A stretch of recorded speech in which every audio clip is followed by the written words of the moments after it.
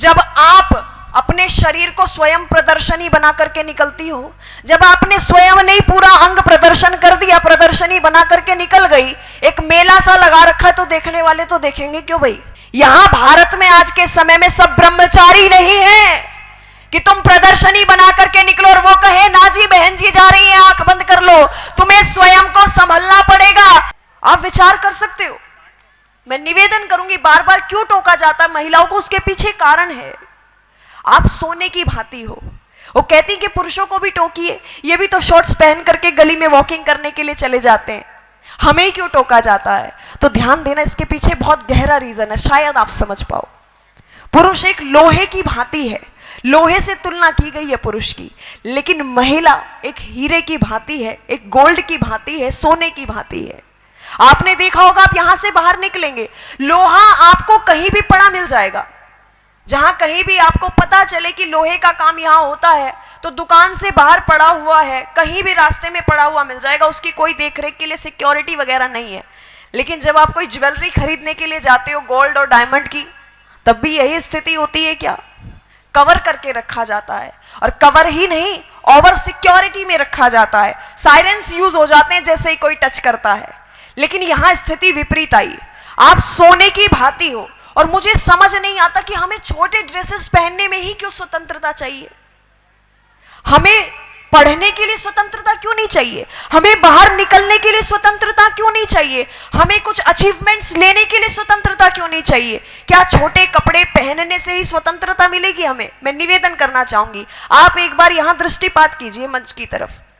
जितने भी हमारे वक्तागण, और मैं तो कहती हूँ श्रोतागण बैठे हुए महिलाओं में भी, यहां देख करके प्रतीत हो रहा है कि नारियों के सम्मान के लिए कोई सत्र चल रहा है, नारियों के उत्थान के लिए कोई चर्चा हो रही है। और ध्यान देना, यदि मैं ही शॉर्ट ड्रेसेस पहन करके यहां खड़ी हूं और आपको यहां से संबोधित कर रही हूं कि नहीं नहीं महिलाओं को शॉर्ट ड्रेसेस नहीं पहननी चाहिए, तो फर्क पड़ेगा क्या? नहीं पड़ता है। तब वही महिलाएं वहां जाकर के कहती हैं, पहले खुद शॉर्ट ड्रेसेस पहन करके घूम रही हैं, और जब कोई गलत कृत्य हो जाते हैं, कुकृत्य हो जाते हैं, रेप इत्यादि हो जाते हैं, तो वो क्या कहती हैं कि सामने वाले की दृष्टि में खोट है, हमारे वस्त्रों में कोई भी खोट नहीं है। और यदि ऐसा हो कि तुम खुद को पहले से ही प्रदर्शनी बना करके ना निकलो, फिर कैसा है? आपको लगता है हमने शॉर्ट ड्रेसेस पहनी, इसमें अट्रैक्शन है, लेकिन मैं पूरे दावे और अनुभव के साथ कहती हूं, उतना शॉर्ट ड्रेसेस में अट्रैक्शन नहीं होता जितना एक पर्दा नशी के अंदर होता है। जो महिला अपने आप को पूरा कवर करके चलती है, उसमें अट्रैक्शन होता है। शॉर्ट ड्रेसेस वाली को कब तक देखेगा? उसने अपना अंग दिखाया, उसने प्रदर्शन कर दिया, एक व्यक्ति ने देखा, उसकी नजर हट गई, मन भर गया। लेकिन जो पर्दा नशी चल रही है, वो देखेगा ये है कौन, ये कौन महिला है, ये ऐसे माहौल में अपने आप को कैसे कवर करके चल रही है। निवेदन कर दूं, जो पर्दा नशी होती है उसमें अट्रैक्शन होता है, शॉर्ट ड्रेसेस में कोई भी अट्रैक्शन नहीं होता। और ध्यान देना, ये जो अट्रैक्शन वाली भावना आती है ना हमारे अंदर, कहां से आती है जानते हो? हम देखते हैं बॉलीवुड के अंदर उर्फी जावेद को, उर्फी जावेद छोटे से छोटा कपड़ा पहनने की कोशिश करती है, फिर हम देखते हैं उर्फी जावेद के अकाउंट को कि ओहो ये छोटे कपड़े पहनती है तो इसके मिलियंस ऑफ फॉलोवर्स हैं, इसको अच्छे फॉलोवर मिल रहे हैं, इसको पैसा मिल रहा है, ये तो बड़ी इन्फ्लुएंसर बन गई है, तो क्यों ना हम भी शॉर्ट ड्रेसेस पहने। लेकिन निवेदन कर दो, एक नहीं है उर्फी जावेद, अनेकों हैं। आप देखो, सोनाक्षी सिन्हा है, कटरीना कैफ है, मैं मंच से नाम संबोधित करने के लिए टाइम पास नहीं कर रही हूं, अनेकों ऐसी भरी पड़ी है जो अपने अंग का प्रदर्शन करके एक व्यापार चला रही है। लेकिन मैं आपकी कंपैरिजन एक कर रही हूं, आपने कहा कि वो हाईलाइट हो गई छोटे वस्त्र पहन करके, उनको लोग देख रहे हैं, उनको लोग फॉलो कर रहे हैं, उनको पैसा मिल रहा है, उनको व्यापार मिल गया है एक तरह से। लेकिन क्या उनके मर जाने के बाद उनके इन छोटे वस्त्रों के कारण उनको कोई याद करेगा? प्रश्न है मेरा आपसे। आप देखो, इसी भारत के अंदर मैं एक रील देख रही थी, एक दिन स्क्रॉल करते करते मेरे सामने आ गई, तो वहां पर जो तथाकथित फेमिनिज्म वाले होते हैं ना, उन्होंने एक रील डाली हुई थी, वो मैं देख रही थी, मेरा दिमाग घूम गया उसको देख करके। उन्होंने डाला था कि आज आप छोटे वस्त्र पहनने के लिए रोक लगाते हो। अब देखो, हमारे इतिहास में तो कितनी नारियां, महिलाएं, जितनी भी हमारी देवियां हैं, सबने आधे कपड़े पहने हुए हैं, और पता नहीं कैसे कैसे चित्र वहां लगाए हुए थे कि हमारी देवी है दुर्गा, उन्होंने भी तो साड़ी को इस तरीके से कवर किया हुआ है कि उनका पूरा अंग चमक रहा है। फिर मैंने देखा, उन्होंने दिखाया कि माता सीता को आप देखिए, अलग अलग तरीके से उन्होंने एडिटिंग करके उनका चरित्र प्रस्तुत कर रखा है। लेकिन आप सभी बुद्धिजीवी यहां बैठे हुए हैं, शास्त्रों का ज्ञान आपको है, आपने सब शास्त्र और ऐतिहासिक जितने भी ग्रंथ है पढ़े होंगे। मैं प्रश्न यदि आपसे करूं, आपने कौन सी ऐसी देवी इतिहास में पढ़ी है जिसने अर्धनग्नता का प्रदर्शन किया हो? कोई ऐसी देवी है? अरे माता सीता पर जब पहला सीरियल बना था ना, जब माता सीता पर पहला सीरियल बना था, तो ये ड्रेस कोड देख रहे हो, इस तरीके से माता सीता को पूरा प्रदर्शित किया गया था। लेकिन मुझे अफसोस होता है, अब एक रामायण सीरियल बना है, कृति सेनन उसमें माता सीता का रोल कर रही है बॉलीवुड से। मुझे अफसोस होता है कि उन्होंने माता सीता को यूं करके दिखाया हुआ है, जितना अपने इतिहास को बिगाड़ा जा सकता था उतना बिगाड़ा जा रहा है, और कोई क्वेश्चन करने वाला नहीं है। आप देखिए, अब वो कहें कि हम तो अपने शरीर को दिखाएं, हमारी चॉइस है, क्यों है तुम्हारी चॉइस? तुम उस देश के अंदर रह रही हो जहां तुम नहीं दिखा सकते, तुम्हें नियमों के अंदर रहना पड़ेगा। यदि तुम्हें छोटे ही वस्त्र पहनने, तो ऐसे स्थान पर जाइए जहां महिलाओं के चरित्र का कोई भी स्थान नहीं होता, कोई भी मायने नहीं होता। तुम्हारे ऊपर बहुत बड़ा दायित्व है, तुम्हें उसका निर्वहन करना पड़ेगा। और आज तुम चरित्र को बेचने के लिए निकलती हो, अपने शरीर को बेचने के लिए निकलती हो, देह का प्रदर्शन करती हो। अरे इतिहास को उठा करके पढ़ो, इतिहास को उठा करके पढ़ो। महारानी पद्मिनी को केवल अलाउद्दीन खिलजी देखना चाहता था, केवल देखना चाहता था। क्या हो गया था? पूरा संग्राम छिड़ गया था, उन्होंने मना किया। उसके बाद खिलजी ने कहा कोई बात नहीं, सामने से नहीं दिखाना चाहती तो मैं पानी के प्रतिबिंब में उसको देख लूंगा। बहुत शोर मचा हुआ था कि महारानी पद्मिनी उस समय की बहुत बड़ी सुंदरी है। आप देखिए, आज वाली जो मिस वर्ल्ड होती है, मिस इंडिया होती है, उनको देखो आप, उनमें देखने के लिए कुछ बचता ही नहीं है। एक बार रिकॉर्ड हो गया, उसके बाद सामने वाले का मन भर जाता और देख करके कहता अरे ये मिस वर्ल्ड है, ये मिस इंडिया है। आप उस समय पर महारानी पद्मिनी को ये समझिए कि उस समय की मिस वर्ल्ड वो थी। अलाउद्दीन खिलजी का मन ललचाया, उसने कहा मैं देखना चाहता हूं ये कैसी सुंदरी है। उसने मना कर दिया जब उसके सामने प्रपोजल आया। निवेदन कर दूं, दोबारा कहा कि प्रतिबिंब ही केवल दिखा दीजिए जल में, तब भी मना कर दिया गया और इसी कारण से प्रतिबिंब हो गया। ये भारत की नारियां थी। जब आप पढ़ के देखेंगे किरणमयी को, केवल अकबर ने नौरोज मेले में हाथ पकड़ा था, केवल हाथ पकड़ा था, कटारी लेकर के छाती पे रख दी थी उस किरणमयी ने। कितनी ऐसी महिलाएं हमें मिल जाती हैं अपने इतिहास से।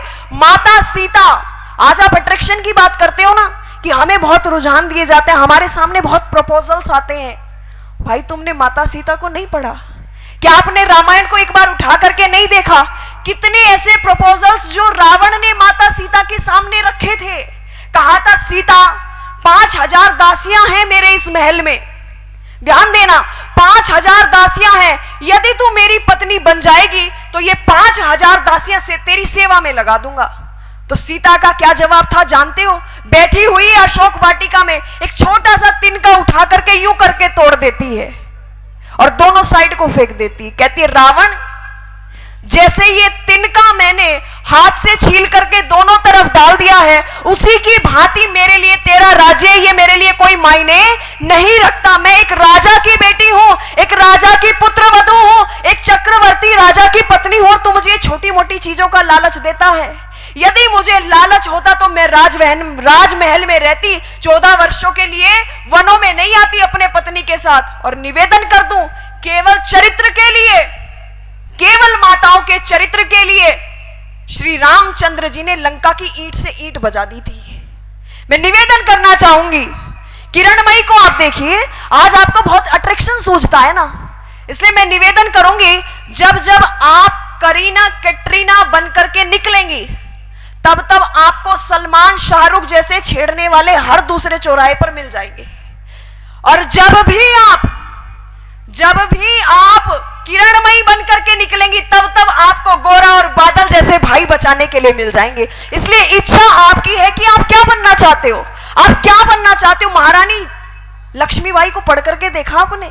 इतिहास भरा पड़ा है हमारा, इतिहास की चर्चा यदि मैं करने बैठ जाऊं, महारानी लक्ष्मीबाई पति के मरने के बाद में अंग्रेजों की साइड से कितने प्रपोजल नहीं आए होंगे, लेकिन ध्यान देना चरित्र को भी सुरक्षित रखा, अपने को पूरी तरह सुरक्षित रखते हुए राष्ट्र का चिंतन किया, संस्कृति के विषय में सोचा, और वो लड़ी। क्या कहती रही कि बोली जाकर के कह देना उन गोरों से गद्दारों से, जो ख्वाब देखते झांसी का उन सब किस्मत के मारों से, जब तक ये रानी जिंदा है ये मान नहीं मिटने देगी, वीर शिवा राणा प्रताप की शान नहीं मिटने देगी। और ध्यान देना, भारत की पावन बगिया का एक फूल नहीं ले पाओगे। अरे झांसी तो छोड़ो, झांसी की धूल नहीं ले पाओगे। तुम्हें यदि स्वतंत्रता चाहिए तो अपने राष्ट्र के लिए कुछ काम करो, वो स्वतंत्रता तुम्हें दी जाएगी। अर्धनग्नता से क्या साबित करना चाहते हो तुम? और ध्यान देना, जब जब आप एक बहन बन करके गलियों में निकलती हो ना, तब तब मुझे नहीं लगता मेरे देश का कोई भी भाई इतना गंदा हो कि वो आपको गंदी दृष्टि से देखे। ये मैंने पर्सनल अनुभव किया है। और वहीं जब आप अपने शरीर को स्वयं प्रदर्शनी बना करके निकलती हो, जब आपने स्वयं नहीं पूरा अंग प्रदर्शन कर दिया, प्रदर्शनी बना करके निकल गई, एक मेला सा लगा रखा है तो देखने वाले तो देखेंगे क्यों भाई? बाहर प्रदर्शनी लगी हुई है, आंखें थोड़ी ना बंद कर लेंगे। ध्यान देना, ये सतयुग नहीं है। यहां भारत में आज के समय में सब ब्रह्मचारी नहीं है कि तुम प्रदर्शनी बना करके निकलो और वो कहे ना जी बहन जी जा रही है आंख बंद कर लो। तुम्हें स्वयं को संभलना पड़ेगा।